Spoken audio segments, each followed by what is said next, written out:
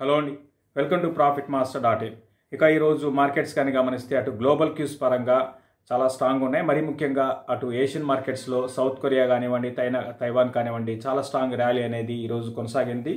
మన మార్కెట్స్ కూడా అందుకు అనుగుణంగా భారీ గ్యాప్ అప్ అనేది వచ్చిందని చెప్పొచ్చు. 14,256 అనమాట ఈరోజు డే హై. మార్నింగ్ ఓపెనింగ్లో మనకి హై వచ్చింది. దాని తర్వాత స్లోగా నిఫ్టీ డే అంతా కూడా స్లోగా, అంటే ఒకేసారి కిందకి రాలేదు, స్లోగా కిందకే వెళ్ళడం చూసాము. అంటే పెద్దగా మార్కెట్స్ మళ్ళీ ఓపెనింగ్ వచ్చిన హైస్ని మళ్ళీ రాలేక పోయిందని చెప్పొచ్చు. ఓవరాల్గా నిఫ్టీ 14,137 దగ్గర నిన్నటి కన్నా ఒక 9 పాయింట్స్ మైనస్లో క్లోజ్ అయింది. హై ఎంతకుముందు నేను చెప్పినగా 14,256, లోగాని గమనిస్తే 14,123 అనమాట. దగ్గరగా లోస్లోనే క్లోజ్ అయింది. మరోవైపు బ్యాంక్ నిఫ్టీ కూడా సేమ్ ప్యాటర్న్, అయితే బ్యాంక్ నిఫ్టీ పాజిటివ్గా క్లోజ్ అయింది. ఒక 150 పాయింట్స్ బ్యాంక్ నిఫ్టీ పాజిటివ్గా క్లోజ్ అయింది. 31,956 దగ్గర బ్యాంక్ నిఫ్టీ క్లోజ్ కావడం చూస్తున్నాం. బ్యాంక్ నిఫ్టీ కూడా డే లోస్లోనే క్లోజ్ అయింది. ఇక ఈరోజు టాప్ గెయినర్స్ కానీ గమనిస్తే అటు టాటా స్టీల్ కానివ్వండి, తర్వాత హిండాల్కో, భారతీ ఎయిర్టెల్ లాంటి స్టాక్స్ బాగా పెరిగాయి.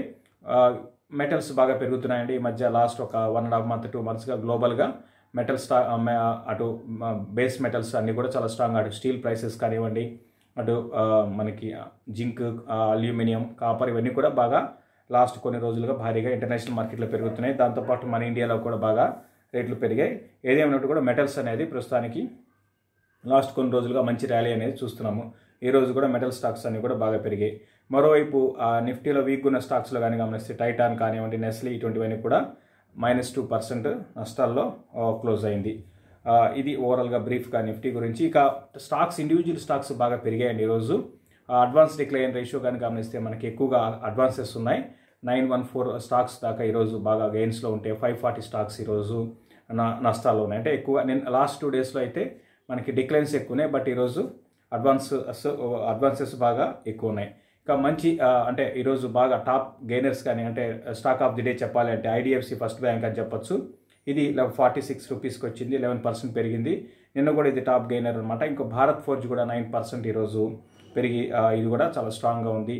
దీంతోపాటు చాలా ఇండివిజువల్ స్టాక్స్, న్యూస్ బేస్డ్ కానివ్వండి, స్పెక్యులేషన్ పరంగా కానివ్వండి, చాలా స్టాక్స్ ఈరోజు బాగా లాభాల్లో ఉన్నాయి. ఓవరాల్గా మిలియన్ స్మాల్ క్యాప్లో మంచి యాక్షన్ అనేది ఉంది.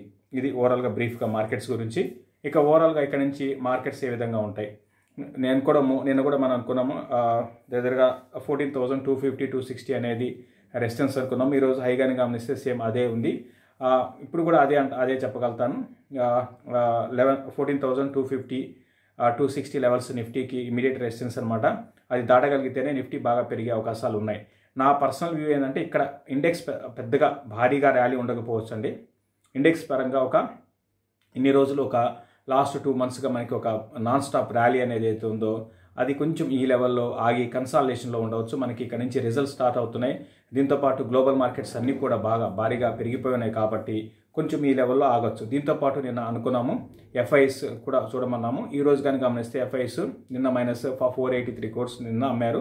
ఈరోజు కొంచెం బయింగ్ చేశారు, 383 crores దాకా అనుకుంటా. బట్ అంటే ఇంతకుముందు అంతా కూడా 2,000, 3,000, 4,000 crores ఇట్లా బై చేసేవాళ్ళు. ఈరోజు ఈ టైంలో అంటే లాస్ట్ 2 డేస్గా కొంచెం మనకి ఎఫ్ఐఎస్ నుంచి ఇన్వెస్ట్మెంట్స్ తగ్గాయి, అది గమనించాలి. ఇంకా చూద్దాం నెక్స్ట్ 2-3 రోజుల్లో ఏ విధంగా ఉంటుందో చూద్దాం. ఏదేమైనప్పుడు కూడా మార్కెట్స్ అయితే ఇండెక్స్ పరంగా భారీగా అయితే అప్ అండ్ ఉండకపోవచ్చు, బట్ స్టాక్స్ మళ్ళీ మిడ్ అండ్ స్మాల్ క్యాప్లో యాక్షన్ అనేది ఇక్కడ నుంచి కొనసాగే అవకాశాలు ఉన్నాయి. అంటే మార్కెట్స్ మరీ భారీగా పడిపోతే అప్పుడు వాటిలో కూడా బ్రేక్ పడవచ్చు. మామూలుగా కన్సాలిడేషన్లో ఉన్నప్పుడు మిడ్ అండ్ స్మాల్ క్యాప్లో యాక్టివ్గా ఉంటాయండి. ఇది ఇక ఫ్యూచర్ అండ్ ఆప్షన్స్లో కానీ గమనిస్తే మనకి ఎక్కువగా మిక్స్డ్గా ఉన్నాయి. అంటే లాంగ్స్ ఉన్నాయి కొన్ని స్టాక్స్లో, కొన్ని స్టాక్స్లో షార్ట్ సెల్ కూడా ఉన్నాయి. ఇక్కడ కొంచెం ఏంటంటే బుల్స్ బేర్స్కి మధ్య బాగా ఫైట్ అనేది ఉంది ఈ లెవెల్లో. ఇంతకుముందు నేను చెప్పినట్టుగా ఇంకా హయ్యర్ సైడ్ చెప్పాను. ఇంకా డౌన్ సైడ్ కానీ చూసుకుంటే 14,000 నిఫ్టీగా చెప్పలేదు. 14,050 ఆ లెవెల్ బ్రేక్ అయితే 13,800 లెవెల్స్ని నిఫ్టీ టెస్ట్ చేసే అవకాశం ఉంది. 13,800 అనేది ఓవరాల్గా నిఫ్టీకి షార్ట్ టర్మ్కి సపోర్ట్గా యాక్ట్ చేయొచ్చు. అది బ్రేక్ అయితే అప్పుడు మార్కెట్స్ షార్ట్ టర్మ్కి డౌన్ ట్రెండ్లోకి ఎంటర్ అయినట్టు అనుకోవచ్చు. 13,800 అనేది ఒక కీలకమైన లెవెల్గా షార్ట్ టర్మ్కి మార్కెట్స్కి ఉండవచ్చండి. ఇది నిఫ్టీకి సంబంధించి. ఇక చాలామంది అడుగుతున్న స్టాక్స్లో మనం ఈరోజు కొన్ని తీసుకుందాము. చాలామంది రిలయన్స్ గురించి అడుగుతున్నారండి. నిన్న వీడియో కింద చాలా ఎక్కువ రిలయన్స్ మీద అడుగుతున్నారు. ఒకటి రిలయన్స్ కానీ గమనిస్తే ఇది లాస్ట్ 2 monthsలో నిఫ్టీ దగ్గర 20% దాకా పెరిగిందండి. లాస్ట్ 2 monthsలో భారీగా పెరిగింది నిఫ్టీ. మరోవైపు రిలయన్స్ 23%, అంటే డే 52 వీక్ హైతో ఇప్పుడున్న రేటుకి చూసుకుంటే 23% పడింది. 2369 అనమాట. ఇప్పుడు 1911 దగ్గర రిలయన్స్ క్లోజ్ అయింది. రీసెంట్గా ఎవరైతే ఇన్వెస్ట్ చేశారో లేకపోతే లాస్ట్ ఒక 2-3 monthsగా ఇన్వెస్ట్ చేశారో వాళ్ళందరూ కూడా పెద్దగా లాభాలు పక్కన పెట్టి నష్టాలకు వెళ్ళారు. ఒకటి నేను పదే చెప్తూ ఉన్నాను, పాత వీడియోస్లో కూడా ఉంటాయి చూడండి. రిలయన్స్ని నేను ఎప్పుడు కూడా ఇన్వెస్ట్మెంట్ పరంగా నేను ఎవరికి కూడా సజెస్ట్ చేయలేదండి. దీనికి కారణాలు అంటే నా పర్సనల్ కారణాలు అండి. అవి పర్సనల్ ఇన్ ద సెన్స్ అంటే నా పర్సనల్ వ్యూ అది. అంటే బిజినెస్ పరంగా నేను అంత కాన్ఫిడెంట్గా అయితే లేను. ఇప్పుడు రిలయన్స్ జియోని పక్కన పెడితే నెక్స్ట్ 5 ఏళ్లలో నెక్స్ట్ ఒక 2-3 ఏళ్లలో లాభాలు వచ్చే బిజినెస్ పరంగా ఏది లేదండి. అటు రీటైల్ పరంగా చూసుకుంటే అంత ఈజీ కాదు. రీటైల్ ఇండస్ట్రీ చాలా ప్రాబ్లమ్స్ ఫేస్ చేస్తుంది. అంటే కోవిడ్ అనే కాదు, కోవిడ్ కాకుండా కూడా క్యాపిటల్ ఇంటెన్సివ్ చెప్పొచ్చు. మనకు తెలిసిందే ఫ్యూచర్ గ్రూప్ మన ఇండియాలో రీటైల్ స్టార్ట్ చేసింది ఫ్యూచర్ గ్రూప్ అండి. బిగ్ బజార్ అందరూ తెలిసింది, వాళ్ళు స్టార్ట్ చేశారు. అక్కడి నుంచి రీటైల్ కానీ చూసుకుంటే దాదాపు అందరూ ఒక డీమార్ట్ మినహాయిస్తే రీటైల్లో బాగా సక్సెస్ అయింది పెద్దగా ఎవరు లేరండి. డీమార్ట్ బిజినెస్ మోడల్ వేరు కాబట్టి మనం డీమార్ట్ బిజినెస్ మోడల్తో ఎవరిని కూడా కంపేర్ చేయలేం. అదొకటి. తర్వాత ఆయిల్ అండ్ గ్యాస్ అందరు తెలిసిందే, పెద్దగా భవిష్యత్తు అనేది ఆయిల్ అండ్ గ్యాస్కి లేదు. ఇక అందరు తెలిసిందే ఒకే ఒక్క బిజినెస్ అనమాట వీళ్ళకి, అది ఏంటంటే టెలికాం బిజినెస్. అది రిలయన్స్ జియోలో మాత్రం గ్రోత్ ఉంది కాదన్ను. అయితే దానికి ఇంత వాల్యుయేషన్స్ అవసరమా? వాల్యుయేషన్స్ పరంగా చాలా ఎక్స్పెన్సివ్, గ్రోత్ లేదు. 2 బిజినెస్లు డీ గ్రోత్లో ఉంటే ఒకటి మంచి గ్రోత్ ఉంది, ఓకే. కానీ దానికి 14 లక్షల కోట్లు 13 లక్షల కోట్లు మార్కెట్ క్యాప్ అవసరం లేదండి. సో అందుకనే రిలయన్స్ మీద నేనైతే ప్రస్తుతానికి అంత స్ట్రాంగ్ అప్ ట్రెండ్ అయితే ఉండకపోవచ్చు. ఆ టైంలో పెరిగింది అంటే అదంతా కూడా మార్కెట్లో ఒక్కొక్క టైంలో ఒక్కొక్క స్టాక్ ఆ విధంగా పెరుగుతూ ఉంటుందండి. ఇదంతా కూడా యుఫోరియా అంటారు. యుఫోరియా బై అంటే ఆ టైంలో మనకి అన్నీ కూడా ఎక్సైట్మెంట్ ఉంటుంది. ఇంకా అసలు మనం ఇంకా అసలు నెగిటివ్ అనేది ఆలోచించం. అంటే నిజంగా ఇన్వెస్ట్ చేయడం కరెక్టా కాదా, నిజంగా ఈ స్టాకు వాల్యూ పరంగా పెరుగుతుందా లేకపోతే ఫ్యూచర్ బాగుండి పెరుగుతుందా అనేది ఉండదు. ఆ టైంలో ఏంటంటే వాళ్ళకి గ్రిప్ ఉంటుంది పెంచడానికి. చాలామంది ఏంటంటే దాంట్లో బై చేస్తారండి, ఆ యుఫోరియాలో బై చేస్తారు. బట్ అది కరెక్ట్ కాదండి. డెసిషన్ అయితే యుఫోరియాలో బై చేయడం అనేది కరెక్ట్ కాదు. బట్ ఏదేమైనప్పుడు కూడా రిలయన్స్ మీద నేనైతే పెద్దగా పాజిటివ్గా అయితే లేను. ఇక మీ ఇష్టం అండి. నేనైతే పర్సనల్గా ఎవరికి కూడా రిలయన్స్ని ఇన్వెస్ట్ చేయమని నేనైతే చెప్పానండి. ఇది రిలయన్స్ గురించి. తర్వాత చాలామంది బర్గర్ కింగ్ గురించి అడుగుతున్నారండి. ఇది కూడా సేమ్. ఇది ఫండమెంటల్ పరంగా అంటే బర్గర్ కింగ్కే రిలయన్స్ లాగా కాదు, అట్లా రెండు కంపేర్ చేయలేము. బర్గర్ కింగ్లో ఏంటంటే గ్రోత్ ఉందండి. బిజినెస్లో బర్గర్ కింగ్లో బిజినెస్ గ్రోత్ ఉంది. కాకపోతే ఏంటంటే ప్రైస్ పరంగా చూస్తే ఇప్పుడు 100 రూపీస్ వస్తువుని ఎవరన్నా 200 రూపీస్కి మనకి చెప్పారనుకోండి, మనం కొనం కదా. 100 రూపీస్ వస్తుంది 200 రూపీస్లో కొనండి అని మనకి ఆఫర్ చేశారనుకోండి, మనం కొనం. మనం ఏం చేస్తాం, మంచి వస్తే వంటి క్వాలిటీ పరంగా మంచిదే, బట్ కొనం. మనం ఏం చేస్తాము, 150కి ఇవ్వండి అంటాం, ఆర్ 120కి ఇవ్వండి, మనం బేరం ఆడతాం. సేమ్ బర్గర్ కింగ్ కూడా సేమ్ అండి. వాల్యుయేషన్స్ పరంగా ఎక్స్పెన్సివ్ స్టాక్, అందులో డౌట్ లేదు. అయితే గ్రోత్ ఉంది. వీళ్ళకి ఏంటంటే మార్జిన్స్ పెంచుకోవాలండి. అంటే మార్జిన్స్ లేవు.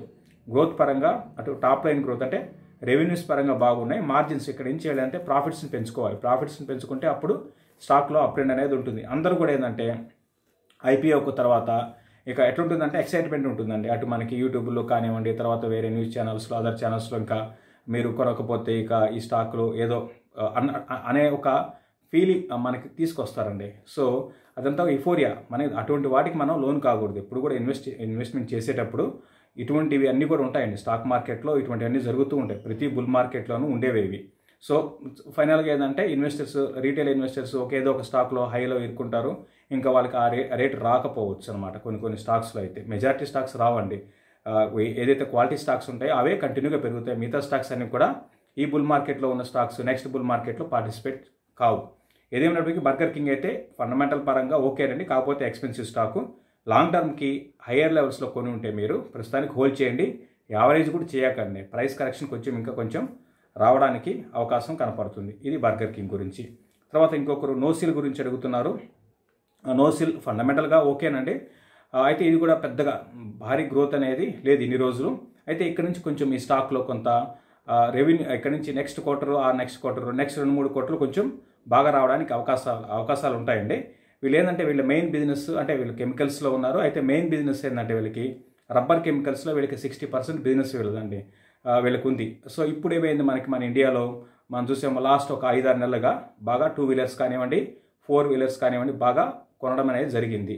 సో ఇక్కడి నుంచి ఎందుకు చేస్తాం, మనం టైర్స్ని ఎక్కువ కొంటాం. ఆబ్వియస్గా టైర్స్ ఎక్కువ సేల్స్ ఉంటే దాంతోపాటు ఈ నోసిల్ లాంటి కంపెనీ బెనిఫిట్ పొందే అవకాశం ఉంటుంది. ఈ విధంగా స్టాక్ మార్కెట్ ఈ విధంగా ఆలోచిస్తుందండి.